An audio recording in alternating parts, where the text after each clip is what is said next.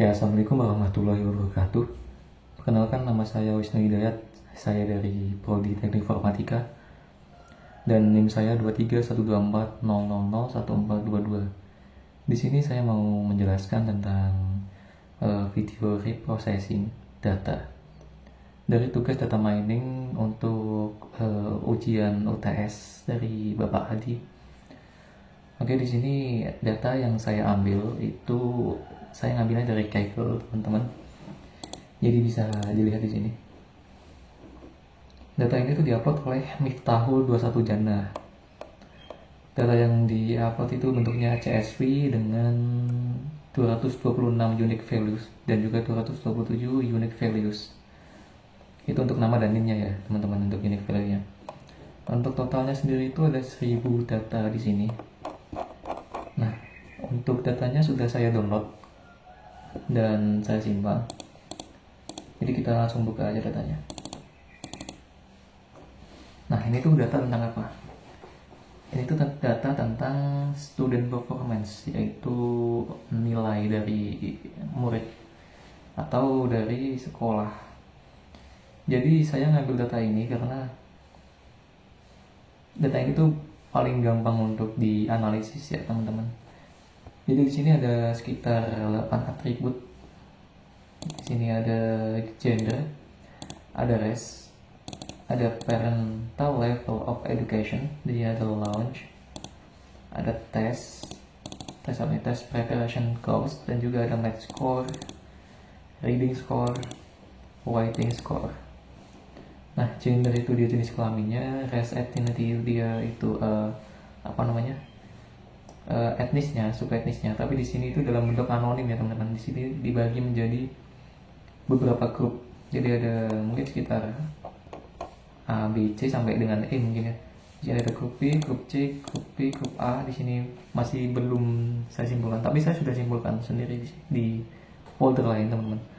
Nanti saya jelaskan. Nah, di sini ada parental level of education, itu adalah edukasi dari orang tuanya. Dia itu sampai mana edukasinya. Di sini ada bachelor degree, some college, master degree, associate degree, dan juga some college lagi. Lalu ada high school. Lalu di sini ada lunch. Lunch itu dia makan siang. Program makan siangnya itu apakah standar ataukah sem gratisan atau itu kayak gitu. Nah, di sini ada preparation course atau dia itu pernah mengikuti ujian apa. Di sini dia nonatnya dia tidak mengikuti ujian apapun. Di sini tidak komplit dia mengikuti semua ujian. Nah, di sini ada nilai matematika dari siswanya ini sendiri. Math score-nya itu ada 72, 69, dan lain-lain sebagainya. Ada reading score-nya juga. Reading score itu nilai dari membaca. Writing score itu nilai dari menulis. Nah, di sini kita akan lihat kesimpulan yang saya dapat dari data ini ya. Di sini saya sudah simpulkan di bagian laporan analisis data. Nah, kita coba lihat di sini, teman-teman. Di bagian laporan analisis data ini itu jumlah datanya ada 1000 baris seperti yang saya katakan tadi di awal, dan juga ada 8 kolom atribut.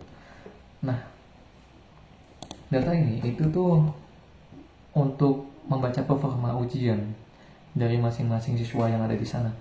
Nah, setiap baris mempresentasikan satu siswa. Jadi kita lihat di sini ada 1000 baris, itu artinya ada 1000 siswa di dalamnya. Jadi satu baris ini itu tuh untuk mempresentasikan satu siswanya. Nah, seperti gender, kelompok ini pendidikan orang tua, jenis makan siang, itu dataset itu untuk menghubungi antara faktor latar belakangnya ya, teman-teman ya. Di sini juga kita itu juga bisa melihat latar belakang siswa itu dari data ini. Nah, seperti yang saya katakan tadi, ada gender, kelompok etnis, pendidikan orang tua, jenis makan siang, dan keikutsertaan kursus persiapan ujian terhadap performa akademik siswa. Semuanya itu udah saya jelaskan, jadi saya nggak perlu jelasin lagi. Nah, di sini tuh untuk race ethnicity yang saya mau jelaskan tadi itu ada sekitar 1, 2, 3, 4, 5, 6. Ada 6 race ethnicity, yaitu 6 gender di sini. Nah, gender pertama itu grup A, itu 89 siswa. Mungkin kita anggap aja dia Asia, gender Asia. Lalu grup B itu dia gendernya Amerika. Amerika itu gender apa? Indian ya. Itu 190 siswa. Lalu juga grup C mungkin kita bisa sebut dia gender dari Eropa ya, 319 siswa. Lalu grup D 262 siswa, dan grup E 140 siswa, yaitu gender-gender yang lain, mungkin dari Afrika atau dari Chinese mungkin seperti itu. Nah juga ada parental level of education. Di sini bachelor degree-nya itu sekitar 118 siswa, some college-nya itu 226 siswa, master of degree-nya itu 59 siswa, associate of degree-nya itu 220 siswa, high school-nya 196 siswa, some high school-nya itu 179 siswa. Nah ini tuh siswa apa? Jadi itu 118 siswa ini orang tuanya itu bachelor of degree. Nah 226 siswa ini itu some college orang tuanya. Jadi lulusannya itu orang tuanya itu dari siswa yang di ini, yang 119 siswa ini orang tuanya itu lulusannya itu bachelor degree kayak gitu. Jadi yang kiri itu lulusannya, yang kanan itu jumlah siswanya. Jumlah siswa dari orang tua yang lulusan Jati. Nah untuk gendernya sendiri itu saya belum bahas ya. Untuk gendernya tersendiri itu untuk perempuan itu sekitar 518 siswa, dan untuk laki-lakinya itu sekitar 482 siswa. Nah, selanjutnya adalah program makan siang atau lunch. Di sini itu menunjukkan jenis program makan siang siswa. Nah, nilai yang tersedia itu standarnya itu 645 siswa, dan untuk free atau educate itu sekitar 355 siswa. Jadi kenapa ada dua di sini? Jadi yang standar ini itu untuk orang-orang yang mampu, teman-teman, orang-orang yang dia itu membayar lebih lah untuk anaknya makan siang. Nah untuk yang free atau educate ini dia itu program dari sekolah. Jadi kalau di Indonesia itu ibaratnya kayak MBG gitu ya. Nah atribut ini tuh sering dipakai sebagai indikator kondisi sosial ekonomi secara tidak langsung. Jadi kita tuh sebenarnya tahu itu apakah kebanyakan dari siswanya itu dia itu kondisi ekonomi orang tuanya itu bagus atau ya standar aja gitu. Kalau kita lihat itu 645 siswa, berarti kan rata-rata kebanyakan atau setengahnya sendiri dari total seluruh siswa yang ada di sana itu orang tuanya mampu. Ya kondisi ekonominya sosial mereka itu tinggi lah ya. Ibaratnya seperti itu. Nah di sini ada yang selanjutnya adalah tes preparation course selanjutnya itu ya, yaitu menunjukkan apakah siswa mengikuti kursus persiapan ujian. Nah nilai yang tersedia itu untuk yang apakah siswa ini melakukan tes sebelum ujian itu sekitar 642 siswa itu dia tidak mengikuti ujian. Lalu yang mengikuti semua ujian itu 358 siswa. Jadi hampir setengahnya sendiri malah ya. Kita ya ini setengahnya sih.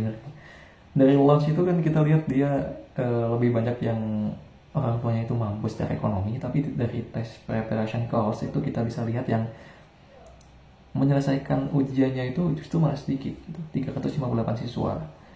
Nah kita coba yang math score-nya, nilai ujian matematika siswa. Tipe datanya itu numerik ya, dan nilai angka. Rentang nilainya itu dari 0 sampai 100. Rata-ratanya itu 66 sampai 09. Dia ya lumayan standar ya.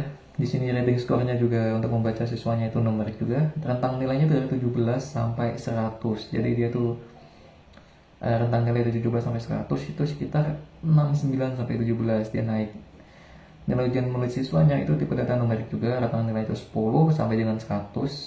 Rata-ratanya itu 68 sampai 05. Jadi rentang nilai itu apa? Rentang nilai itu dari kita lihat nilai dari apakah ada di situ siswanya yang dapat nilai 0, apakah rentang nilai terendahnya itu 17, apakah rentang nilai terendahnya itu 10, seperti itu.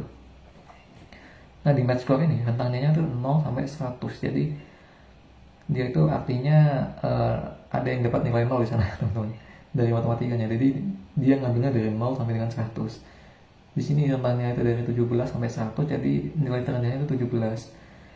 Di sini rentang nilainya 10 sampai 100, nilai terendahnya itu berarti 10 di situ teman-teman. Nah kondisi awal kualitas data. Data yang saya download ini sebenarnya datanya itu udah bersih.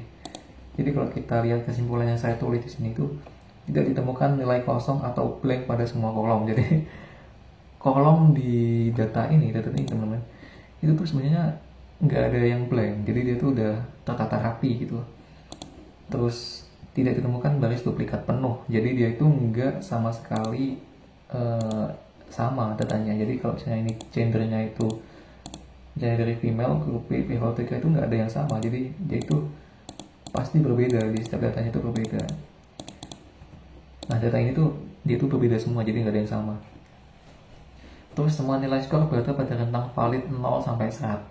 Jadi rata-ratanya itu nilai skornya itu berada pada rentang valid tuh 0 sampai 100. Di sini tuh ada 17, ada 10, itu masih dalam kategori rentang yang rendah gitu, nggak ada yang sampai 50 atau 60 gitu. Jadi semua datanya itu bisa dikatakan standar atau sesuai lah dengan data yang sebelumnya, dan juga masih konsisten datanya seperti itu. Nah, data terdiri dari kombinasi atribut kategorikal dan juga numerik. Jadi iya, data ini tuh sebenarnya udah tertata rapi. Ya artinya, nah di sini artinya sudah tulis dataset ini sudah cukup bersih dan analisis dasar itu sudah cukup mendasar untuk melakukan di analisis. Sebenarnya kita juga sebenarnya bisa baca di sini tanpa harus reprocessing. Nah, tetapi bukan berarti nih teman-teman, data yang bersih itu bukan berarti nggak bisa di reprocessing lagi. Jadi walaupun datanya udah bersih, tapi ada data yang bisa di reprocessing lagi. Nah, datanya itu apa? Nah, di sini kita bisa lihat bagian yang bisa dibersihkan dengan reprocessing. Oke. Jadi yang pertama itu adalah penyesuaian nama kolom. Nama kolom itu masih mengandung spasi dan karakter khusus seperti garis miring pada res eternity. Jadi di dalam res eternity itu ada garis miringnya ya. Di sini. Jadi walaupun bentuknya dulu grup B, grup A, grup C seperti itu, tapi kita bisa reprocessing lagi menjadi lebih baik lagi teman-teman. Nah, jadi selanjutnya adalah encoding data kategorikal. Jadi kategorikal itu bisa di encoding lagi, mungkin bisa dimasukkan seperti 0, 1 dan sebagainya. Biar apa? Biar nanti machine learning itu bisa belajar dengan gampang. Jadi dia nggak akan ngambil berdasarkan teks, tetapi numerik. Nah, pengecekan dan penanganan outlier. Skor 0 pada match score dan skor rendah seperti 10 pada whitening score perlu diperiksa lebih lanjut. Jadi kita perlu mengecek apakah nilai 0 itu standarnya itu memang 0 di matematika, dan nilai 10 pada whitening menulis itu apakah standarnya itu nilai terendahnya 10 untuk menulis seperti itu. Jadi seluruh datanya bakal diproses untuk mengeceknya. Jadi bisa dilakukan sebagai pengecekan juga. Reprocessing itu sebagai pengecekan itu bisa. Nah, pembuatan fitur baru. Dataset dapat diperkaya dengan fitur turunan. Nah, ini yang reprocessing data itu yang walaupun bersih bisa dikasih fitur baru yang lain buat bisa dijelaskan lebih lanjut datanya seperti apa nantinya. Nah, selanjutnya adalah normalisasi atau standarisasi skor. Itu untuk machine learning. Penyederhanaan kategori pendidikan orang tua itu untuk menyederhanakan kategori orang tuanya itu biar nggak tumpuk-tumpuk gitu. Ya mungkin biar lebih detail juga sih sebenarnya. Validasi konsistensi kategori itu selanjutnya. Nah, setelah semuanya itu dibersihkan, data ini digunakan untuk apa? Nah, ini di poin kelima. Setelah melakukan reprocessing, dataset ini dapat digunakan untuk beberapa tujuan. Yang pertama itu analisis performa akademik siswa. Yang kedua, analisis pengaruh kursus persiapan ujian. Yang ketiga, analisis hubungan latar belakang keluarga dengan nilai. Jadi di sini tuh yang hubungan latar belakang keluarga dengan nilai itu artinya apakah keluarga tersebut itu mempengaruhi lingkungannya terhadap nilai siswanya. Yang keempat itu analisis indikator faktor sosial ekonomi. Analisis indikator faktor sosial ekonomi. Jadi kita bisa lihat kondisi ekonomi seseorang itu dari suatu data doang seperti itu. Nah, yang kelima itu visualisasi data pendidikan. Jadi kita bisa bikin semacam grafik atau bikin warna dan sebagainya data itu. Yang keenam, machine learning. Nah, ini yang sering digunakan untuk dataset. Nah, kita perlu belajar lebih dahulu ya, dataset itu apa, reprocessing itu apa. Mungkin saya belum jelaskan ya. Kita pahami terlebih dahulu dataset itu apa. Dataset itu kegiatan yang kita lakukan untuk mengambil sebuah data. Nah, lalu data itu kita reprocessing itu membersihkan datanya. Nah, semua rangkaian tadi itu masuknya ke dalam data mining, teman-teman. Data mining itu kita ngambil data, bentuknya dataset tadi yang kita ambil dari Kaggle tadi. Habis itu setelah dataset kita ambil, kita reprocessing, kita bersihkan datanya. Setelah itu kita bisa analisis datanya tadi setelah dibersihkan seperti itu. Nah, untuk kesimpulannya sendiri yang saya tulis, dataset performa akademik siswa yang berisi atribut latar belakang dan nilai ujian Datanya cukup rapi. Yang pertama dia cukup rapi, yang kedua itu dia valid, konsisten datanya, dan yang ketiga itu datanya itu udah bisa dibaca ya, meskipun tanpa visual, dan masih bisa dikembangkan lagi seperti itu. Nah, di sini saya melakukan reprocessing menggunakan Python sederhana. Di sini kita bisa lihat untuk Pythonnya itu saya menggunakan library math. Di sini saya import math, import SJS, import time juga untuk waktunya. Lalu dari Panda ini saya ngambil dari Open PyXL itu untuk Excelnya. Lalu kita import ke Load Workbook juga. Kita bisa lihat semua dari SPIDL chart, lalu ada chart reference, ada format rule, ada style, ada utilities juga. Nah, Python ini tuh gimana cara kerjanya? Jadi cara kerja Python ini itu yang pertama dia bakal ngambil data dari folder ini, dari folder data ini yang bernama student_performance.csv filenya. Nah, setelah data itu diambil, data itu bakal diproses oleh Python. Dia bakal membersihkan semua datanya, reprocessing data. Nah, setelah data itu selesai diproses, data akan dihasilkan output Excel yang berisi banyak tabel nanti di dalamnya. Oke, kita langsung masuk aja ke bagian terminalnya. Kita bakal coba reprocessing data di sini ya teman-teman. Oke, untuk komennya itu masih sama ya, komen standarnya untuk menjalankan Python lah. Python processing student LPA, yaitu nama file dari Python saya. Jadi kita jalankan di sini. Nah, dia akan melakukan reprocessing. Jadi di sini saya sudah berikan tampilan lah untuk kita bisa tahu dia itu ngapain aja. Yang pertama dia membaca seluruh dataset, yang kedua dia membersihkan dan menyerahkan semua data. Nah, yang ketiga itu dia membuat ringkasan, distribusi dan juga justifikasi. Yang keempat dia menulis workbook Excelnya, dia menulisnya menjadi file Excel. Nah, outputnya itu ada di sini ya, kita dapat di output ini, proses student all Excel. Nah, di sini kita bisa tahu jumlah datanya itu 1000 data, masih sama, rata-ratanya 67,77, pass rate-nya itu 71,5%. 71,5% itu dia rate yang berhasil ya. Bukan berarti nggak berhasil di dianalisis, cuman yang ibaratnya ya, yang cocok atau bisa dibilang pass rate-nya itu cocok untuk dimasukkan ke dalam machine learning gitu loh. Nah, kesimpulannya itu seluruh data sudah distandarkan, diberi fitur turunan, dan disiapkan untuk analisis maupun machine learning. Jadi datanya itu udah siap, semuanya udah bersih lah ibaratnya, udah siap untuk dimasukkan ke dalam program AI ataupun pelatihan machine learning lainnya.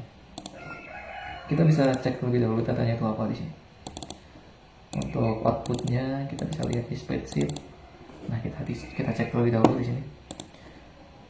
Data awalnya itu seperti ini, masih mentah ya, ini data mentahnya seperti ini. Lalu data reprocessingnya itu seperti ini. Kita bisa lihat di sini gendernya masih sama, restrictingnya juga masih sama, parental level application-nya masih sama, OAuth-nya masih sama, untuk semua atributnya itu masih sama semuanya. Tetapi di sini itu diberi warna ya. Jadi kita bisa lihat di bagian match score, heading score, weighting score, dan juga average score-nya. Average itu rata-ratanya ya teman-teman. Kita bisa lihat di match score-nya itu 72, itu dikasih warna kuning. Yang 72 itu kuning. Kuning itu artinya itu ya, standar, namanya itu KKM. KKM tuh ya masih oke lah, masih standar lah ya, atau masih rata-rata itu. Nah, untuk yang hijau ini dia bagus, 90, 95, 88, 93 gitu. Nah, ya, untuk yang warnanya merah ini dia itu nilainya jelek teman-teman. Jadi ada 47, 44, mungkin ada yang sampai 0 gitu. Nah, di bagian kanannya lagi itu ada average score, itu nilai rata-ratanya. Performa kategorinya itu medium, rata-ratanya itu high. Yang ini ya, ini itu high, ini low, medium itu performa kategori atau kategori performanya. Nah, pas statusnya itu pas, not pass, artinya dia tidak lulus ya. Dia itu lulus, tidak lulusnya itu di sini. Nah, di bagian model ini dia itu untuk machine learning, untuk machine learning ya teman-teman. Bagian model kayak gini. Kita lihat ringkasannya itu seperti ini. Di bagian jumlah baris setelah processing itu 1000 baris masih sama. Jumlah kolom data bersihnya itu 12 data bersih. Jumlah kolom model ready-nya itu 28 di sini. Kolom model untuk dimasukkan ke dalam data mining, dimasukkan ke dalam AI atau machine learning itu sekitar 28 atribut. Untuk data bersihnya itu sekitar 12, jadi nambah dari 8 ke 12 atributnya. Rata-rata match score-nya 66, rata-rata rating score-nya 69, rata-rata rating score-nya 68, rata-rata average score-nya itu 67. Jumlah siswa yang lulus itu 715, jumlah yang tidak lulus itu 285. Gendernya ini masih 0, rasanya 0 karena ini tuh enggak bisa dihitung karena bukan numerik ya. Dia itu bisa dibilang kategorikal ya. Jadi ini tuh masih 0 karena ini data awal, data normalnya itu ada 8 data tadi. Oke. Ya, ini cuma catatan aja, jadi kalian bisa baca sendiri catatannya. Nah, di bagian distribusinya, di sini kita bisa lihat teman-teman, gendernya itu masih sama, atributnya itu masih sama ya, sampai dengan page statusnya. Nah, ini tuh visualisasinya seperti ini. Di sini ada warna biru male, female, warna merah itu untuk male, warna kuning untuk grup C itu untuk etnisnya tadi, dan lain sebagainya. Bisa dibaca teman-teman seperti itu. Lalu selanjutnya itu harusnya ada justifikasi. Nah, ini justifikasinya yang kita ibaratnya kayak kesimpulan gitu ya. Di bagian memproses semua data, justifikasinya itu seluruh baris digunakan agar analisis mewakili dataset lengkap.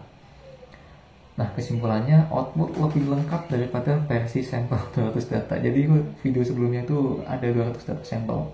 Jadi ini tuh outputnya lebih lengkap. Prosesnya rename kolom asli memiliki spasi dan karakter slash justifikasinya yang kita lakukan tadi. Kesimpulannya, nama kolom menjadi konsisten dan aman dipakai untuk Python atau untuk kode lah. Yang selanjutnya adalah standarisasi teks, justifikasi atau apa yang saya lakukan tadi di reprocessing, yaitu kategori teks perlu dirapikan dari spasi dan kapitalisasi, sehingga kesimpulannya itu kategori tidak terpecah karena perbedaan penulisan. Di sini ada banyak